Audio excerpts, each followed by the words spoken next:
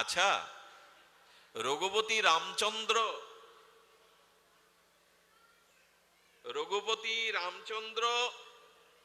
নিচ্ছি মা, রঘুপতি রামচন্দ্র রাজ অভিষেক হবে, কৈকেয়ী মাতা কৈকেয়ী কার শরণ নিলেন? মন্থরার। শরণ আপনি কার নেবেন? যদি শরণটা উপযুক্ত জায়গায় না হয়, তার পরিণতি কি হয় দেখুন। খুব সাবধানে শুনতে হবে, খুব মননশীল হয়ে শুনতে হবে। মন্থরা কোথায় আর রানী কৈকেয়ী কোথায়? ভরতের মা। ভরত হলো সাধু শিরোমণি, সাধু শ্রেষ্ঠ। তার মা হয়ে তুমি মন্থরার কাছে শরণ নিলে যে এখন আমার করণীয় কি? আর জায়গা পেলে না। মন্থরা তাকে বলল, দশরথ তোমার প্রতি দুর্বল, এই দুর্বলতার সুযোগ নাও। তোমার রূপ আছে, যৌবন আছে, আর মহারাজ তোমার প্রতি দুর্বল। তুমি দুর্বলতার সুযোগ নিয়ে রামচন্দ্রকে বনবাসে পাঠিয়ে তুমি রাজমাতা হয়ে ভরতকে বসাও। আশ্রয় কোথায় নিতে হয়? পরামর্শ কার কাছে নিতে হয়? মন্থরার কাছে, বিষয়ীর কাছে। আর এই আশ্রয় নেওয়াতে রাম লক্ষ্মণ জগৎ জননী সীতা 14 বছর কি দুঃখ কি যন্ত্রণা নিয়ে বনবাসে গেল। তাদের যন্ত্রণা নাই বটে, ভগবানের লীলাতে আনন্দ ছাড়া যন্ত্রণা নাই, কিন্তু আমাদের চোখে কত কষ্ট পেতে হলো। যে ভরতকে রাজা করবে 14টা বছর মুনি ঋষির মতো কত কিচ্ছ সাধনা করে কাটাতে হলো। মাটির নিচে ঘুমাতেন, ফল আর দুধ খেয়ে 14 বছর বেঁচেছিলেন। সন্তানের সুখ চাইতে গিয়ে তাকে আরো দুঃখের সাগরে ঠেলে দিল। পতির মৃত্যুর কারণ হলো নিজে বিধবা হলো, আর প্রজাদের চিত্তে আগুন জ্বালিয়ে দিল, শুধুমাত্র ভুল জায়গায় শরণাগতি হওয়ার জন্য। জগতে কোনো বিষয়ীর কাছে পরামর্শ নিবেন না, তাদের শরণ নিবেন না। পরিণতি যেটা। আর রাজা দশরথ চক্রবর্তী সম্রাট, রাজা দশরথকে পূর্বলীলাতে যিনি ছিলেন ভগবান মনু, নৈমিষারণ্যে 1000 বছর তপস্যা করে পরমাত্মাকে সন্তুষ্ট করে বর পেয়েছিলেন যে পূর্ণ ব্রহ্ম শাশ্বত ভগবান পুত্র রূপে আসবে। সেই ভগবান মনুই হলো দশরথ রূপে এসেছেন। আচ্ছা দশরথ, তুমি কৈকেয়ী রূপ যৌবনে মোহিত হয়ে কি বললে? আমি তোমার চরণে নিজেকে সঁপে দিলাম, আর জায়গা পাওনি। স্ত্রী রূপগুণে মোহিত হয়ে বলল, তোমার চরণে আমি নিজেকে সঁপে দিলাম, তোমার জন্য আমি অবেদ্য বধ করতে পারি।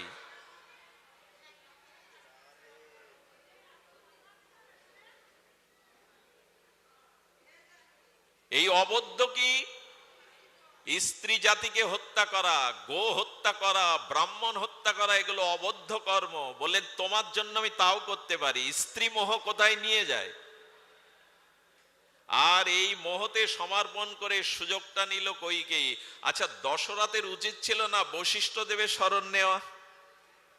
ভুল জায়গায় যদি জীবনে শরণ নেন, তার পরিণতি হয় এই। আচ্ছা দেখুন তো, রামচন্দ্র ভগবান লীলার দ্বারা দেখাচ্ছেন জানকী উদ্ধারে, সীতা অন্বেষণে আমি শরণ নিয়েছিলাম সুগ্রীবের। ভুল জায়গায় শরণ নিলে, বিষয়ী লোকের শরণ নিলে পরিণতি দেখুন। রামচন্দ্র কার শরণ নিল? সুগ্রীবের। যে তুমি আমার সখা হয়ে সীতা অন্বেষণে আমাকে সহায়তা করো। বলে বিনিময় কি দেবেন? বলে বিনিময় বালিকে বধ করে তোমাকে রাজ্য দিয়ে দেব, তোমার হারানো স্ত্রীকে দিয়ে দেব, সমস্ত অধিকার ফিরিয়ে দেব। তাই করলেন রাম। ভুল জায়গায় শরণ নিলে কি হয় দেখুন। বর্ষাকালের 2 মাস রাম লক্ষ্মণ রোদ বৃষ্টি ঝড়ে জঙ্গলে বৃক্ষতলে কাটিয়েছে। আর যে সুগ্রীবের সব ফিরিয়ে দিলেন, তিনি গিয়ে নাচ গান স্ত্রী নিয়ে নেশায় আবির হয়ে 2 মাস রামের কথা তার মনেই নেই। সীতান্বেষণ তো দূরে থাক। ভুল জায়গায় শরণ নিলে পরিণতি এই। 2 মাস পর রঘুপতি রামচন্দ্র বলছেন, যে বানে আমি বালিকে বধ করেছি ওই বানেই কাল প্রভাতে সুগ্রীবের মস্তক ছেদন করব। আমাকে জঙ্গলে রেখে সব ফিরে ফিরে আর সে নেশা আর স্ত্রী পুত্র গান বাজনায় রাস সুখে মেতে আছে, আমার কথা ভুলে গেছে। রামচন্দ্র যেন বোঝালেন, ভুল জায়গায় বন্ধুত্ব করতে যেও না, ভুল জায়গায় আশ্রয় নিতে যেও না, তার পরিণতি এই। আচ্ছা, আশ্রয় কোথায় নিতে হবে? আশ্রয় নিয়েছিল বিভীষণ। আগামীকাল লঙ্কার যুদ্ধ সূচনা, তার আগের রাত্রে মধ্যরাত্রে রাত্র দ্বীপ্রহরে সাগর পেরিয়ে বিভীষণ রঘুপতি রামচন্দ্রের শরণাগতিতে এলো। এই দেখুন, শরণাগতিতে আসবার পরে রঘুপতি রাজ বলছেন, মর্যাদা পুরুষোত্তম শ্রী রঘুপতি রাম বললেন, সুগ্রীব। কারা এই বাচ্চাগুলো? কারা? পাঠ করতেই দেবে না, কি অবস্থা! না, শান্তি এখানেও নাই। আর কোথায় যাব বলতে পারেন? সুধীজন, শান্ত না হলে তো শান্তি পাওয়া যাবে না। অশান্তস্য কুতশকম, ভগবান বলেন শান্ত হও, তবে তো শান্তি পাবে। তো বিভীষণ এসেছে, তোমরা রাজনৈতিক প্রজ্ঞাবান ব্যক্তি, বলো জাম্ববান, বলো সুগ্রীব কি করা উচিত। বলেন, প্রভু ওকে বন্দি করুন, কারণ শত্রুর ভাই আগের রাত্রে এসেছে আমাদের দুর্বলতা জানতে। আপনি বন্দি করুন, যুদ্ধের শেষে ওকে মুক্ত করবেন। রামচন্দ্র হেসে বললেন, তোমরা রাজনৈতিক প্রজ্ঞাবান ব্যক্তি, রাজনৈতিক পরিভাষায় কথা বলছো, এটা ঠিক। শত্রুর ভাইকে আশ্রয় দেওয়া উচিত নয়, কিন্তু তোমাদের যেমন অভিমত আছে, আমারও একটা মত আছে, আদর্শ আছে। কি? আমার চরণে যে একবার শরণ নিতে আসে, আমি তাকে বুকে টেনে নেই, আমি তাকে দূরে দিতে পারি না। কার শরণে যেতে হবে আমাদের? লঙ্কা থেকে এসছে শত্রুর ভাই, মধ্যরাত্রে রাম রঘুপতি রাজ বলোচন বললেন, আমার নিয়ম হলো যারা আমার চরণে শরণ নেয় তাদের বুকে টেনে নেওয়া, আশ্রয় দেওয়া। ভগবান ছাড়া, শ্রীগুরু বৈষ্ণব ছাড়া আমাদের আশ্রয় কোথায়? আমাদের আর জায়গা নাই। এ সংসারে সবাই আমাকে কথার পাকে বেঁধে রাখে, এই বন্ধন মুক্তি একমাত্র সাধুগুরু ভগবানই দিতে পারে। এদের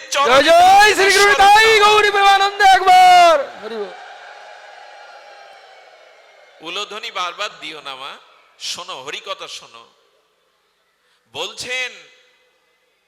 বলছেন যে আমার চরণে যে আসে আমাকে নিয়ে এসো। বুকে জড়িয়ে ধরে বললেন, আজ থেকে তুমি আমার সখা। রাজ তিলক পরিয়ে দিলেন, দিয়ে বললেন, বিভীষণ আজ থেকে তুমি লঙ্কার রাজা।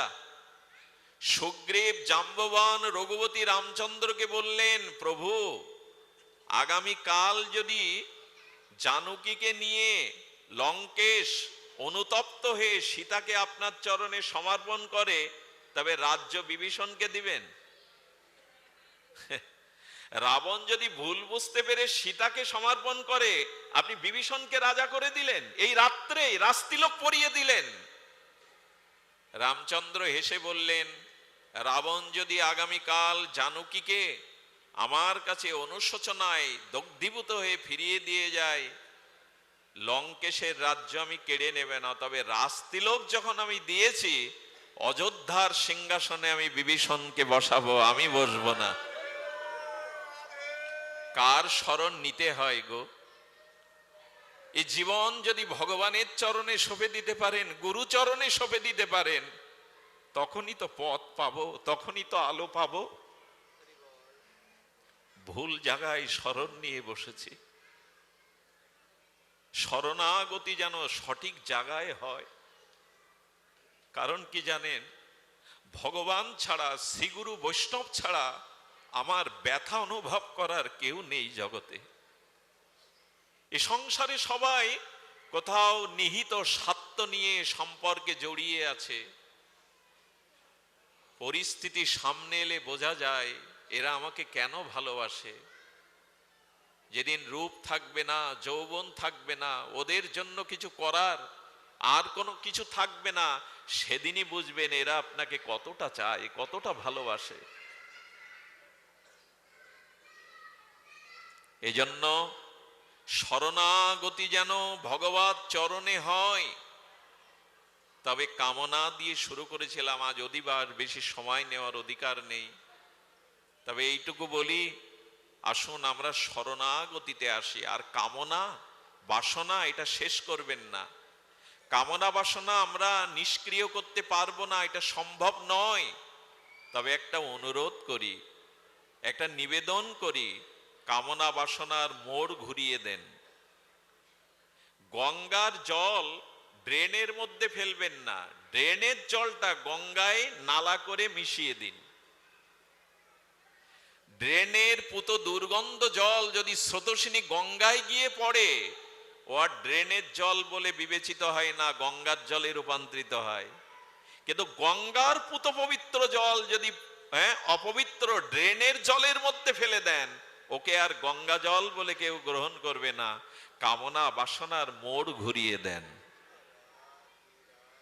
কামনাটা নিজের ভোগের জন্য, নিজের সুখের জন্য না এনে জীব কল্যাণের জন্য আর ভগবানকে ভালোবাসবার জন্য কামনা ঘুরিয়ে দিন।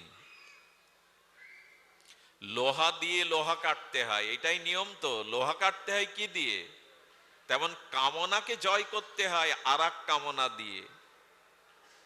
বিষ দিয়ে বিষ নিষ্ক্রিয় করতে হয়। সাপে দংশন করলে ওই সাপের বিষ দ্বারা যে প্রতিষেধক ঔষধ সেটা প্রয়োগ করতে হয়। বিষ দিয়ে বিষ নিষ্ক্রিয় করতে হয়, লোহা দিয়ে লোহাকে কাটতে হয়, কামনা দিয়ে কামনাকে কাটতে হয়। তবে কোন কামনা? শ্রীমান মহাপ্রভুর সেই শিক্ষাষ্টকের পূত পবিত্র জীব কল্যাণের মহাবাণী, ন ধনং ন জনং ন সুন্দরীং কবিতাং বা জগদীশ কাময়ে মম জন্মনি জন্মনীশ্বরের অহৈতুকি ভগবত ভক্তি তৈ। আহা, মহাপ্রভুর গয়া থেকে এসে তার প্রেম বিবাস ভাব দেখে সচিমা নারায়ণের পূজা দিয়েছিলেন। আর নিমাইকে হাত ধরে বললেন, ও নিমাই, তোর বাবা চলে গেছে শিশুকালে, তোর বড় ভাই বিশ্বরূপ সন্ন্যাস নিয়ে চলে গেছে, লক্ষ্মীপীরাও চলে গেল, ঘরে বিষ্ণুপ্রিয়া, আর আমি তোর বিদ্যা জননী, তুই একমাত্র আঁচলের ধন, আমার প্রাণ। তুই যদি রাত দিন কাঁদিস, তুই যদি রাত দিন ধুলাই গড়াগড়ি দিস, তুই যদি এখন উদাস হোস, তুই যদি গঙ্গাদাসের টোলে আর পড়াতে না যাস, আমি কি করে বাঁচি নিমায়? আয় নারায়ণের কাছে চেয়ে নে, তোর সুস্থতা সংসারের সুখ চেয়ে নে। সচিমার কথা তো ফেলতে পারে না নিমায়। আজ ভগবান হয়ে জীবকে শিক্ষার জন্য প্রণাম করে এই শ্লোক বলেছিলেন, আমি ধন চাই না, আমি সুন্দরী রমণী চাই না, জন্ম জন্মান্তরের তোমার চরণে যেন আমার অহেতুকি ভক্তি হয়। এ তো চাওয়া, এটা তো চাওয়া, এটাই তো বাসনা। আমি ধন জন কবিত্ব প্রতিভা চাই না, জন্ম জন্মান্তরে তোমার চরণে যেন আমার অহেতুকি ভক্তি হয়। এটাও তো চাওয়া, এটাও তো কামনা। কিন্তু এই চাওয়ার মধ্যে, এই বাসনার মধ্যেই আছে শান্তি, এই বাসনার মধ্যে আছে হৃদয়ের জোড়ানো পরিতৃপ্তি। দেখুন, এখানে অন্তত আপনারা জাগতিক কোনো বাসনা নিয়ে আসেননি, এই জন্য এখানে একটা শান্তির বাতাস বইছে। না মাথার উপরে কারো সংসার চিন্তা, না হৃদয়ে কারো দুর্বাসনা ভোগ বাসনা। এই কিঞ্চিত যে শান্তি আমরা পাচ্ছি, একটাই কারণ, জগতের কোনো কামনা বাসনা এখন আমার চিত্তে উদয় হচ্ছে না বলেই তো এই শান্তি। চাইতেই যদি হয় ভগবানকে চাও, চাইতেই যদি হয় শ্রী ভগবানের চরণে ভজন চাও। এই চাওয়াটা কামনা বাসনা নয়, এই চাওয়াটাই প্রকৃত চাওয়ায়, যেন ভজন করতে পারি। যেন তোমার নাম গুণগান কীর্তন করতে পারি। আর এই বাসনা বুকে বিদ্ধ থাকলে সর্বনাশ একটা হবে, সেটা মৃত্যুর সময়। মৃত্যু যখনই আসবে, এই অসংখ্য কামনা বাসনা যদি আমাকে ঘিরে ধরে, আমি মুক্তি পাব না। এই জন্য ভগবান সতর্ক করে বলেছেন যে নিত্য নিরন্তর আমাকে স্মরণ করো, আমার ভজন করো, আমার নাম রূপ লীলাকে স্মরণ করো। কারণ মৃত্যুর সময় যদি আমার স্মরণ না হয়, তুমি কিন্তু এই দুঃখ জরাময় আবর্তনে তোমাকে ঘুরতে হবে। আমরা এই কথা কি স্মরণ রেখেছি? মৃত্যুর সময় স্মরণ কার আসে?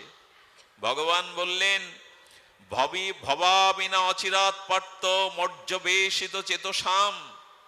এই সংসার মৃত্যু সাগরে কেউ যদি আমাকে একবার স্মরণ করতে করতে যেতে পারে, আমি কথা দিলাম ভবসাগরের কূলে তুমি দাঁড়িয়ে থাকলে তোমাকে আমার তরণীতে উঠতে হবে না। আমি ভগবান তরণী থেকে নেবে তোমাকে বুকে জড়িয়ে ধরে আমার তরণীতে তুলব। মৃত্যু সংসার হতে আমি তোমায় পার করব, আমি কথা দিচ্ছি। ভগবান গীতাতে বলছেন, ভবামিনা অচিরাৎ পার্থ মর্যা বেশিত চেতসাম। আমাকে স্মরণ করতে করতে যদি যেতে পারো, ভব সাগরের কূলে দাঁড়িয়ে তোমাকে উঠতে হবে না, আমি হাত বাড়িয়ে তোমাকে আমার তরণীতে তুলে পার করে দেব। সেই ভগবানকে স্মরণ করাই হলো, ভগবানকে চাওয়াই হলো প্রকৃত বাসনা। আমি তোমার চরণে অহৈতুকী ভক্তি চাই, প্রেম চাই। ছোট্ট একটি লীলা বলেই পাঠ বিশ্রাম করি। অধিবাস পর্বটি মহাপ্রভুর ভোগ রাগ, মহাপ্রভুর বিশ্রাম আছে। চাইব কি গো? মহাপ্রভু বিষ্ণু খট্টায় সাক্ষাৎ ভগবান রূপে প্রকট হয়েছেন। দূরে দাঁড়িয়ে যে সকল ভক্তগণ আছে তাদের মধ্যে হরিদাস ঠাকুরও আছেন। খুব মন দিয়ে শুনতে হবে গো, বড় হৃদয়স্পর্শী কথা। হরিদাস দাঁড়িয়ে আছে সবার পিছনে অবনত মস্তকে। মহাপ্রভু বলছেন, হরিদাস, হরিদাস। প্রভু ডাকছেন দেখে ভক্তগণ বলছে, যাও। হরিদাস অবনত মস্তকে আর দৈন্যের মূর্তি প্রকাশ করে প্রভুর পাশে এসে অবনত মস্তকে দাঁড়িয়ে বলছেন, হরিদাস, আজ আমি ভগবান রূপে প্রকট হয়েছি বিষ্ণু কর্তায়, আমার কাছে কিছু চাও। অশ্রু সজল নয়নে ঠাকুর হরিদাস কম্পিত কণ্ঠে বললেন, চাইবারও তো একটা যোগ্যতা লাগে, তা তো আমার নাই। কারো কাছে কিছু চাইতে গেলেও একটা যোগ্যতা লাগে, আমার তো তা নাই গৌর হরি। ভক্তের দৈন্যটা মহাপ্রভুর হৃদয়ে খুব ভালো লাগিয়ে দেয়। বলেন, হরিদাস, এমন দৈন্য করো না, তুমি আমার কাছে কিছু চাও, একটা কিছু তো চাও। সারা জীবন ঘর বাঁধনি, সারা জীবন ভালো কোনো পোশাকও পরনি, সারা জীবন তুমি নিষ্কিঞ্চন হয়ে আজ আমার কাছে কিছু চাও তুমি। এই দেখুন ভক্ত চরিত্র, এরা জগতে এসে দেখিয়ে গেল কি চাইতে হয়। আমরা কতটুকু নিতে পারলাম? নামাচার্য দৈন্যের মূর্তি হরিদাস তখন বলছেন, প্রভু তবে যদি চাই অভয় দাও, তুমি দেবে তো? বললেন, হরিদাস, তোমাকে অদেয় কিছু নাই, তুমি চাও। বললেন, প্রভু সারাটি জীবন যে কর্ম করেছি তাতে আর মানুষ হব এ ভাগ্য আমার নাই। আমি যে কর্মে আছি এতে আর মানুষ হব, আগামী জন্মে মানুষ হব এ ভাগ্য আমার নাই। আমি ভজন করিনি, সাধন করিনি। ভক্তগণ স্তম্ভিত হয়ে গেছে হরিদাসের এই প্রার্থনা শুনে। কি চাও তুমি? দেবে তো গৌর হরি, দেবে তো? আগামী জন্মে তুমি আমাকে পারলে একটা কুকুর করে জন্ম দিও, কুকুর করে জন্ম দিও। স্তম্ভিত হয়ে মহাপ্রভু হৃদয়ে হাসছেন আর বললেন, কেন চাইছো? বলে, চাইছি কেন জানো? বৈষ্ণবের দুয়ারে তার প্রসাদ পাবো বলে, হরিনাম পাবো বলে। মনুষ্য হওয়ার যোগ্যতা তো নাই। মহাপ্রভু জড়িয়ে ধরলেন, হরিদাস এ কি চাইছো তুমি? বলে হ্যাঁ প্রভু, আমি যদি কুকুর হয়ে জন্মাই তবে এইটুকু ভাগ্য দিও, কোন ভক্তের দুয়ারে যেন প্রসাদ পায়, ভক্তের দুয়ারে যেন হরিনাম পায়। অবাক হতে হয় এদের চাওয়া দেখে। আর একজন দাঁড়িয়েছিল, তার পরিচয় আপনারা জানেন। সে কি করত জানেন? নবদ্বীপের ঘাটে থোড়, মোচা আর শ্রাদ্ধের কলার খোসা বা কলার পাতা এগুলো বিক্রি করত। শ্রীধর। মহাপ্রভু যেদিন কাজী উদ্ধারে যান, সংকীর্তন করতে করতে কারো বাড়ি না গিয়ে শ্রীধরের বাড়ি গিয়ে উপস্থিত। সবাই কদলী বৃক্ষ, আলপনা, মঙ্গল ঘট স্থাপন করে রেখেছে। প্রভু যদি একবার আমার গৃহে আসে। কিন্তু গেল কার গৃহে? কাঙাল, ভিখারি, মলিন বস্ত্র, ঘরে খড় নাই। মহাপ্রভু গিয়ে কীর্তন করতে করতে কি করেছিলেন জানেন? আহা, শ্রীধরের বাড়িতে জল রাখার ভালো পাত্র নাই। একটা লোহার পাত্র জরাজীর্ণ, তাও কর্মকারের কাছ থেকে ছিদ্রগুলো লোহা দিয়ে এঁটে ওতে একটু জল রেখেছে। মহাপ্রভু কীর্তন করতে করতে ওই জল পান করলেন। প্রভুর চরণে শ্রীধর বললে, প্রভু কাঙালের গৃহে এসছো, সোনার গ্লাস রূপোর গ্লাস নাই, তাই বলে বাইরের জল পান করবে লোহার পাত্রে? মহাপ্রভু জগৎকে শোনাচ্ছেন, ভক্তগণ, ভক্তের জরাজীর্ণ লোহার পাত্রেও যে প্রেম থাকে, ভক্তি থাকে, আজ আমি জানলাম গো। ভক্তের পাত্রটাও প্রেমময় হয়ে যায়। শ্রীধর, তোমার পাত্র পাত্র নয়, এতে প্রেম ভক্তি মাখানো আছে, প্রেম ভক্তি মাখানো আছে। শ্রীধরের ঘরে রোদ বৃষ্টি পড়ে, আর আজ শ্রীধরকে ডেকে বলছে, ওগো শ্রীধর, তুমি এদিকে এসো, আজ আমি তোমাকে অষ্টসিদ্ধি দিতে পারি, অনিমা লঘিমা, এই সিদ্ধি দিতে পারি, তুমি চাও, রাজার রাজা হয়ে যাবে। শ্রীধর সামনে এসে অবনত, গৌর ভক্তগণের চরিত্র দেখুন, গৌরগণের চরিত্র দেখুন, এরা আমাদের কি শিক্ষা দিয়ে গেল, কি দৃষ্টান্ত স্থাপন করে গেল। বলো, গৌর সুন্দর দেবে, তাই না? আমাকে অষ্টসিদ্ধি দেবে, স্বর্গের রাজা ব্রহ্মাপদ দেবে, তবে শোনো, আমি যা চাই তোমাকে তাই দিতে হবে। শ্রীধর, কি চাও? বলে, জন্ম জন্ম কাঙাল ভিখারি হয়ে যেন খোলা বেচতে পারি, থোড় বেচতে পারি। আহা,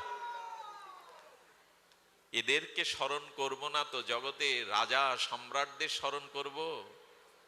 মহাপ্রভু কল্পতরু হয়ে বলছেন, আজকে যা চাইবে তাই পাবে, অষ্টসিদ্ধি দিতে পারি। শ্রীধর বললেন, প্রভু থোড় মোচা কলা বেচতে চাই, আর কি চাই? তো তুমি এই থোড় মোচা যেমন প্রতিদিন আমার সাথে মধুর ঝগড়া করে কেড়ে কেড়ে নাও, কোনোদিন পয়সা দাও, কোনোদিন দাও না, জন্ম জন্মে আমাকে ভিখারি করে থোড় খোলা বেচা শ্রীধর করে আমার দুয়ারে সে এমনি করে ঝগড়া করে নিয়ে যেও, এগুলি এই চাই। শ্রীধরকে বলছেন, এসব কথাই ভোলালে হবে না, তোমাকে কিছু নিতেই হবে। দিতে চান কল্পতরু গৌর হরি। শেষে যখন গৌর ছাড়ছেন না, তখন বললেন, প্রভু তোমাকে একটা গল্প শোনায়, আমি এই গল্পের দ্বারাই পাঠ বিশ্রাম করছি, ধ্যান দিন। গল্পটি গল্প নয়, শ্রীধরের হৃদয়ের প্রার্থনা। প্রভু একটি গল্প বলি। বৃক্ষ, সেই বৃক্ষের একটা শাখাতে একটা পাখি এসে বাসা বেঁধেছিল। মহাপ্রভু শুনছেন, ভক্তগণ শুনছেন, আপনারাও ধ্যান দিয়ে শুনুন। বলে, তারপরে? বলে, পাখিটা ওই শাখাকে অবলম্বন করে,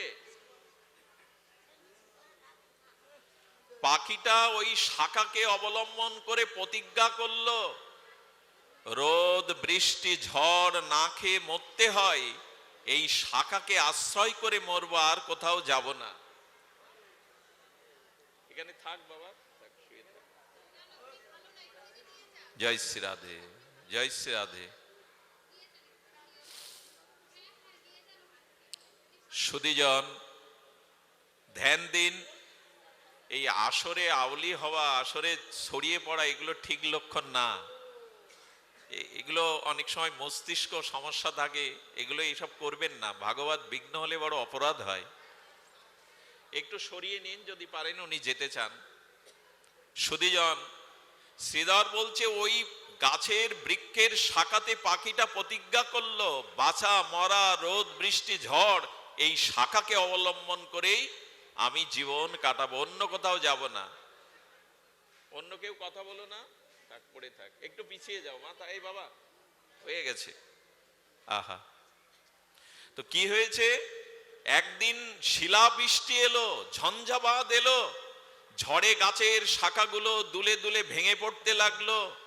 ওই শাখা যখন দুলে ভেঙে পড়বে, ওই পাখিটা আগড়ে ধরলো শাখাকে, কিন্তু শিলা বৃষ্টিতে তার পাখনাগুলো আর ছিন্ন হয়ে পড়ে গেল। পাখিটি মরবে, তবু সেই শাখা ছেড়ে দিল না, সেই শাখা জড়িয়ে ধরে বৃক্ষের গোলায় পড়ে জীবন ত্যাগ করলো, তবু শাখা ছেড়ে অন্য কোথাও গেল না। প্রভু আমার গল্প শেষ। মহাপ্রভু হেসে বললেন, তোমার গল্পে আমি কিছু বুঝলাম না, বুঝিয়ে বলো। মহাপ্রভু বোঝেন, আমাদের শোনাচ্ছেন। শ্রীধর চোখে জল নিয়ে বললেন, ওই বৃক্ষটা তোমার চরণ গৌরহরি, আর আমি ওই ছোট্ট পাখি। আমি প্রতিজ্ঞা করেছি তোমার চরণ ছেড়ে দুঃখ জরা ব্যাধি কষ্ট মৃত্যু যাই আসুক, আমি তোমার চরণ ছেড়ে অন্য কোথাও যাব না। যদি মরতেই হয় গৌর চরণকে সার করে মরবো, যদি বাঁচতেই হয় এই চরণকে আশ্রয় করে মরবো।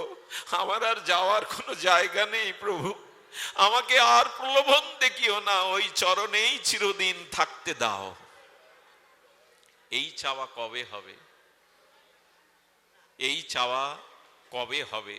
আসুন ভগবানকে চাই, তার ভজনকে চাই, তার প্রেম ভক্তিকে চাই, আর দুহাত বাড়িয়ে গৌর চরণে নিবেদন করি, যেন শেষের দিনে সেই অন্ত সময়ে তোমাকে অন্তত স্মরণ করতে করতে যেতে পারি। প্রভু, এই স্মরণটুকু তুমি দিও, এই কৃপাটুকু তুমি দিও, যাতে তোমার স্মরণেই এই জীবনটা অস্তমিত হতে পারে। আগামী কাল থেকে এখানে 24 প্রহর ব্যাপী শুভ নামযজ্ঞ, সকলে আসবেন, সকলে হৃদয় নিগড়িয়ে প্রার্থনা করবেন নিতাই চরণে যেন যজ্ঞ সুসম্পন্ন হয়, কোনো বিঘ্ন ছাড়াই এই যজ্ঞ যেন সুসম্পন্ন হয়।